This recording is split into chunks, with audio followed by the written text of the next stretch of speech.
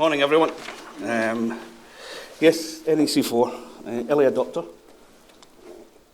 How do I turn that, sorry? Do you move that forward? Simple as next. Yes, so I'm here today to talk to you about the, small person. Here to talk to you about the Clyde Commercial Framework, the journey we took in putting this framework in place. It was interesting this morning so far to listen to all the presenters and realise that we weren't the only organisation that was seeking to how do we create a collaborative environment within a framework. The picture here I think is quite important for you to know. This is really what we put the framework in place for. That's a submarine if you didn't know, and that is what we do up in the Clyde. It is to continuous at-sea deterrent that keeps the UK waters safe.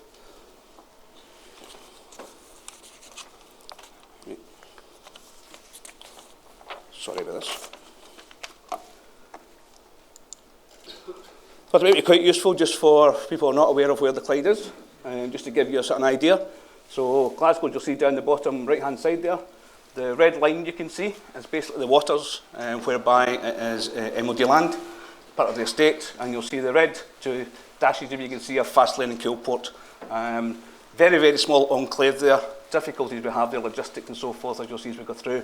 Therefore important that we have everyone working together in order to minimise the impact of operations. Key challenges on the Clyde, working as you can imagine in an operational site, security, top of the list, along with safety within a nuclear environment, access areas, CASD as it's called, the continuous at-sea implications, the operational limited footprint. I could go on and on, but these are the areas we work in, and we engage with many, many stakeholders on the base. So as you can imagine, collaboration and the behaviours that we all do are very key to success of the projects. Just to give you some background again on the projects themselves. So we have, it's £1.3 billion against 19 projects across the Clyde. These are all broken down into major refurbishments of both Fastlane and Coolport.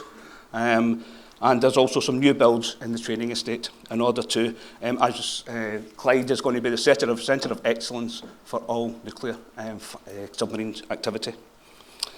Currently, some of these contracts are already in flight, and they are using the NEC3 model. Anyone that's not aware of them, they're called the next generation estate contracts. These have had varying degrees of success. I would highlight some areas where we certainly have benefited from the NEC culture, focusing, obviously, acting in a reasonable manner. The timeline's driven to obviously deal with change in terms of compensation events, and ensuring an up-to-date programme is always agreed in a timely manner. The areas for improvement, I think they've been highlighted today already, and that DIO and MOD in general, we tend to bespoke the NEC3 contracts, or NEC contracting, with Z clauses, and therefore, actually, perhaps, has lost the effect and underlying ethos, and has led to some confrontational behaviours. And also, in the current one, the rigidness of option A, the firm price, hasn't suited us to the complexity of the site that we work in.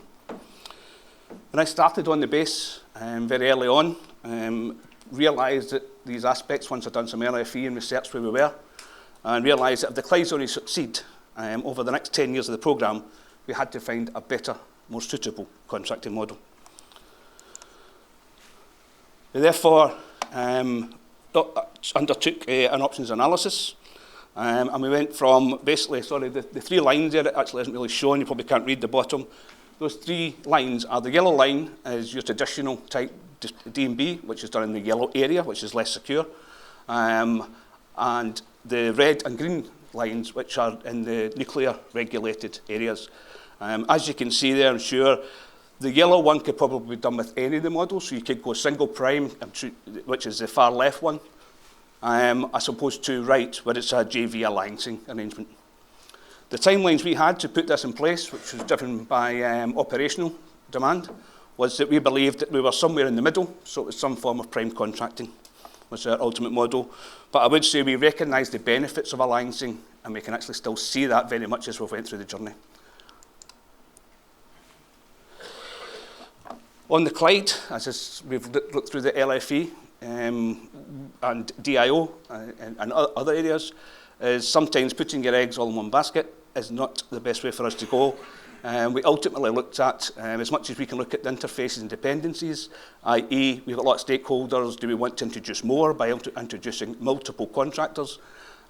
We thought about the value for money issue, but mainly the fallback position was the main driver for us, ensuring if something did go wrong and the contractor failed for any reason, then what would be our fallback position? We actually have that in place now. I don't know if you're aware at the moment, hopefully you are, DIO launched its commercial strategy in December 17. Don't want to blow the Clyde's trumpet, but obviously we were slightly ahead of the game in that we were looking at a collaborative model before DIO was able to produce their commercial strategy on that. But the main thing I'm very proud of is they've looked at, if you look at the 5 pillars there, if you like, that they've put through, one of the main ones for me is the first one, value, not price. Essential, I believe, to delivering within a finite budget, so you might say that goes against the grain, but I believe that if we do the correct collaborative behaviours to deal with issues as they materialise, there's more chance of us actually delivering on time and to budget. And I'm hopeful, as we go through the presentation, you will see that DIO is now serious about taking on board collaboration and then dealing with industry in an open manner. So, what did we do with our framework? Well, I think it doesn't take too difficult to understand that we wanted to go down, as we mentioned, obviously, the Heathrow one there as well, target cost. Target cost model is our default position now for creating our work packages as we go through the framework. Supplemented by an award fee based on behavioural KPIs. I think this is a change from DIO's policy before, particularly on the KPIs, whereby normally it's hard KPIs linked to targets, linked to what you've achieved and so forth against schedules. All very important, but we believe if we measure the right performance behaviours, right behaviours in terms of collaboration and how we deal with them, that's actually going to be just as important and actually should be where we actually have got the award fee linked to. We've actually based our KPIs on the 6 enablers we believe that matter to DIO and are the basis for our tendering process, which are time, quality, health, safety, environment, communication, leadership and commercial. So,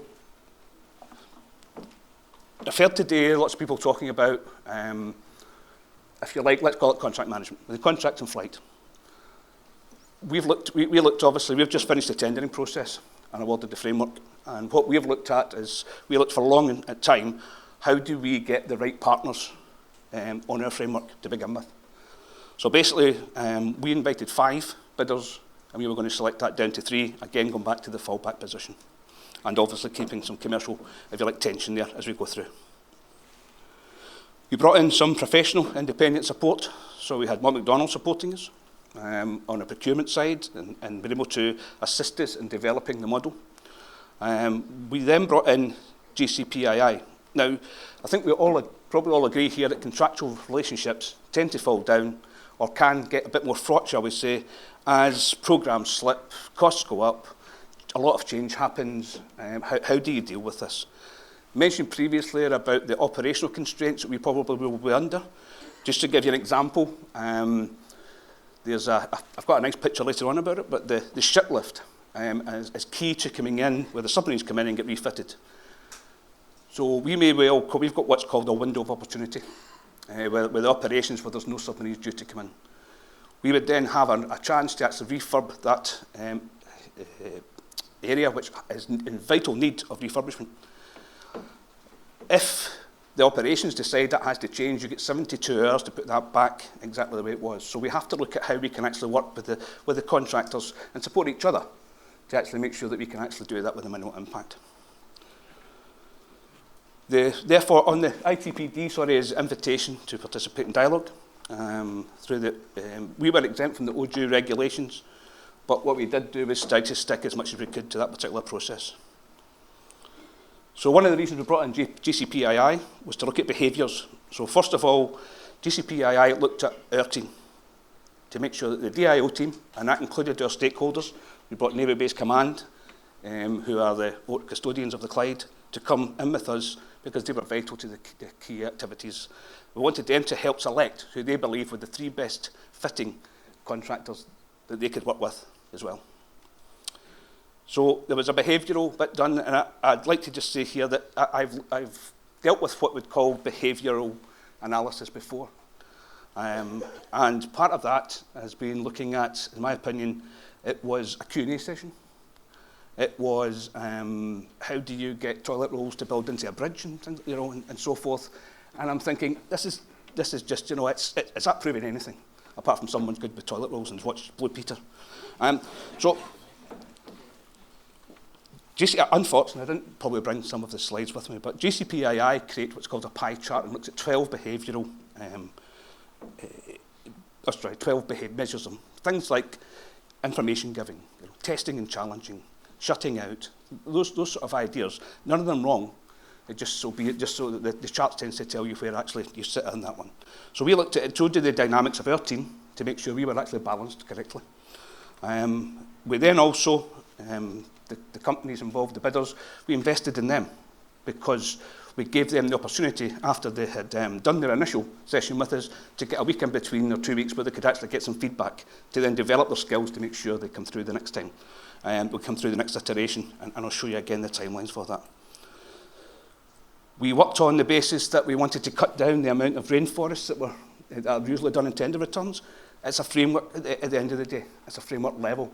So we tried to concentrate on dealing with output papers were based on what we discussed together, and that was it, discussed and tested ideas and challenged from both the contractor and the authority to get to a common ground where they could then present their papers back to us, which all they were doing was basically beefing up a little bit of what we'd agreed within the sessions.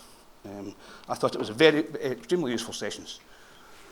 I'd like to just go on to the next slide first, before I touch on the other areas.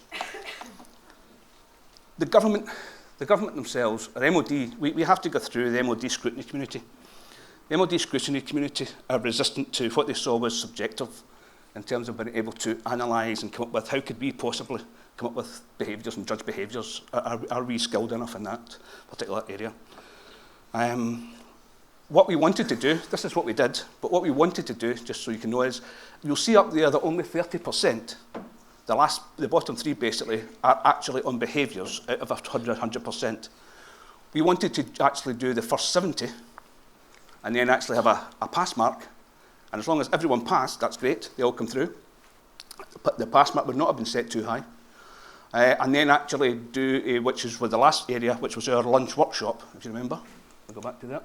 It was our lunch workshop at the end, and the top 3 from there would actually be the people we would select. We were not given that ability to do that. So we worked with the tools we were allowed to, and I think to some great success. So as I say, the dialogue sessions were done. They were done over a period of 6 weeks, I believe. So it was 2 weeks in between and another 2 weeks.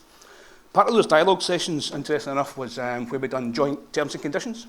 So we had 5 bidders in the room, all talking and agreeing with the authority what those T's and C's would look like in the framework level. We understood that we could only come so far in certain areas. There certain areas were red areas for us. We explained them. We therefore went away, took on board all the what we could, and then actually gave back to the bidders before Christmas time, telling them this is our best position. I think that was a great success, and the feedback we had from all the bidders, including the unsuccessful ones, was that was the novelty for them. They really loved that one. So I would commend that one to anyone. The site visits is fairly standard. That was fairly just checking about the audit systems, the open book, the health and safety, basically a tick list. So there was nothing major on that one, but it was just reassuring us that what the bidders were able to submit to us in output papers actually is what they actually do on the site. The next one were the board interviews. So this is where my new 2-star, Jackie Rock, who's the DIO head commercial director, she came in just at this point we were taking off with this one, and she absolutely loved it and now has mandated it in every tender period that we do now. So basically what we've done there was we had a session with the board and one of them was a JV, so that was 7 personnel all having to come together. So that was a lot of personnel in the room, and actually getting all in the one room, I'm sure, doesn't happen very often. So having that was a great session. Again, it wasn't a Q&A. We had 6 enablers, and we were talking to them about those 6 enablers and what they could bring to the team and actually what they expected from us. Those behaviours were mapped, so they were scored each and then challenged independently by JCPii. Following that, that was done at a site location, just off-site. And then what happened was we were near to one of their local sites which they could pick. They gave us 3 options, we picked. They then went to those sites and we actually challenged the site to interview the people on the ground to see if what the board were telling us reiterated with themselves. Now, as long as both of them matched up, the marks stayed the same. If the site had a disconnect between what the board were telling us, then the marks would come down. What you couldn't do, though, was if the board had a bad day and the site had a great day, it didn't increase the score. And that's because we wanted to make sure the board ethos is where it has to come from top down. I think that was mentioned earlier on as well, going through one of the sessions. So those were very good for us. And the launch workshop that we'd done right at the end, so that was your final. It's split into 5 and 5%, but really it's 10% based on behaviours. So we done behaviours, we had split into 6 tables again with the enablers. We then actually mapped independently. So you could end up with scenarios whereby just take leadership. And I know the table I was on, we actually mapped leadership fairly high in most of the sessions, but our leaders mapped them down. So it just shows your leadership doesn't have to be, it comes from a leadership table, it's how they empower their team. And that was important for us, particularly from the commercial, that people were empowered, and that was shown through most of it. Yep. The outcome is that we've got 3 fully motivated contractors working already in a collaborative behaviour. Volker-Staven, Morgan Sindel and Keir Graham Defence. I think that's already, so we awarded the contract on the 15th of May, or the framework, sorry, I should say. The bidders had already, by the 8th of May, before the framework already were holding collaborative workshops with us to begin the mobilisation period. I should probably have said as well, the KPIs we produced were for 6 months only, and that was part of it was to create, one of the sections of that was to create 6 KPIs for 6 months, and basically within those we would create the KPIs for the work package level. We are also heavily challenging the mini competition process to try and shorten timelines, and again, we need to keep measuring the collaborative behaviours as we go through the framework. All we've done at the moment is create a framework.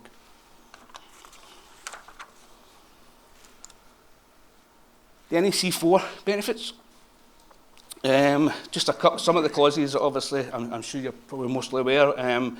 So these are the ones I think that helped us to actually have, remember the session I mentioned about the T's and C's and so forth? The NEC4, obviously, with a lot of the clauses now already in situ, then that actually allowed us to work through some of these parts very earlier. Obviously, client liabilities, very important one for everyone.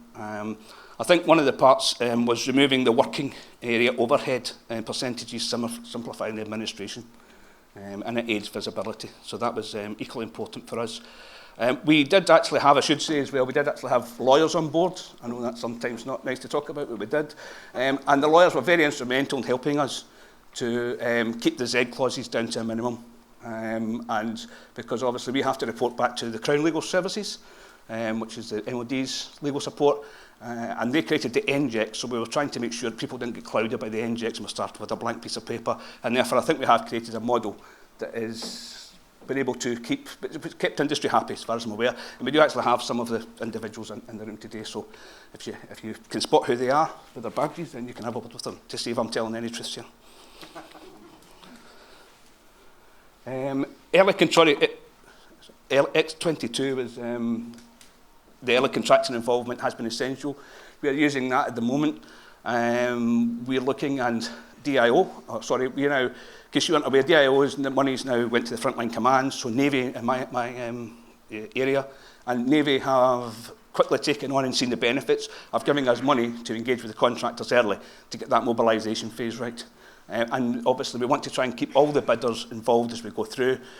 Didn't show you a timeline there, but our two main projects, one of them comes online at the end of this year, comes on and goes to tender at the end of this year, and the other one probably 3 years down the line. We want to keep all the bidders involved and be able to use their expertise where we can and share the burden where we can. Even though you haven't won a tender, perhaps your supply chain members can still help out, and that's really what we're trying to drive towards as best we can, because there's a limited footprint on the Clyde. I'll give you some pictures in a minute. I'll keep you awake. The area, I should probably just say, as I start to wrap up, sorry, that's just a picture of Coolport from there. You can all get these from Google. That's the fast lane. Again, I think you can just see the footprint there and the hills. How difficult is it to build up there, logistics. Just along there to the right there, is where Helensburgh is. I'm sure if you lived in that area, we heard about all the nice bits about the trains and everything else in the countryside. You can imagine if that's a seaside town, if it comes to a gridlock, then we've got to bring the local community on board with this as well. They all see the benefits, but I'm sure if you're gridlocked, you don't really see the benefits then. So it's key for us to actually look at all these issues, and having the contractors on board to help us to try and manage some of this at an early stage is going to be key to actually success of the projects. That's the main ship lift at Clyde, and that's the bit I told you about, return to service area, so that's going to be key again. And that's HMS Astute in the dockyard there. I'd just like to finish on a note that DIO, I mentioned my CCS colleagues here somewhere, DIO are actually mandated to use CCS frameworks. At the moment there isn't a construction one, so we're not mandated on that yet. But we are mandated to use a framework if a framework exists. And I think therefore it's key, obviously we work closely, I'm sure, to develop what that's going to look like. DIO has not bought into NEC4 yet, but they're looking closely at the Clyde. They've bought into how we've done the tendering process, very much so. And I'm hoping when they see the benefits of NEC4, then that's something that we will develop towards. And I'm sure they'll be looking closely at the Clyde to see if the success continues as we go through the journey. So that's all for the moment. So thanks very much for listening to me.